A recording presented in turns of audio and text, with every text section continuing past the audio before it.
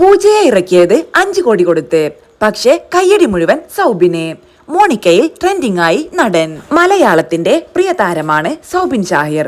സംവിധാന സഹായിയായും ജൂനിയർ ആർട്ടിസ്റ്റായും ഒരുപാട് കാലം സിനിമയുടെ അണിയറയിൽ നിശബ്ദനായി നിന്ന സൗബിന്റെ മുഖം കണ്ടാൽ പ്രേക്ഷകർക്ക് സുപരിചിതമാകുന്നത് 2015-ലാണ്.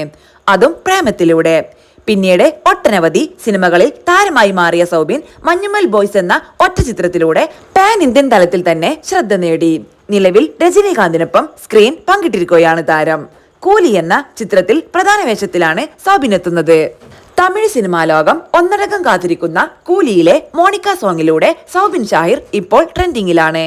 കഴിഞ്ഞ ദിവസമായിരുന്നു പൂജ ഹെഗ്ഡെയുടെ മോണിക്ക ഗാനം റിലീസ് ചെയ്തത്. അതിനു മുൻപ് വന്ന പ്രോമോയിൽ സൗമിന്റെ ഡാൻസ് ഉണ്ടെന്ന് വ്യക്തമായിരുന്നുവെങ്കിലും ഇന്നലെ ഏവരെയും ഞെട്ടിച്ചുകൊണ്ടുള്ള പ്രകടനമാണ് നടൻ കാഴ്ചവെച്ചത്. പക്ക എനർജറ്റിക് ആയി സൗബിൻ നിറഞ്ഞാടിയപ്പോൾ പൂജ ഹെഗ്ഡെ വരെ സൈഡായി. മലയാളി എന്ന നിലയിൽ ഗൂഡ്സ് പമ്പ് അടിച്ച നിമിഷം സൗബിൻ ചുമ്മാ തകർത്തു. Soubin on fire mode.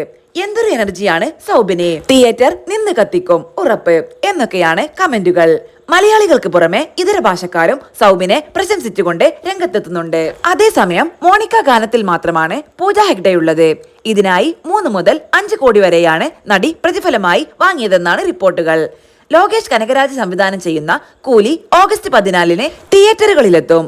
Nagarjuna, Upendra, Sathyaraj, Shruti Haasan, Reeba Monica, John തുടങ്ങിയവരും പ്രധാന വേഷത്തിലെത്തും.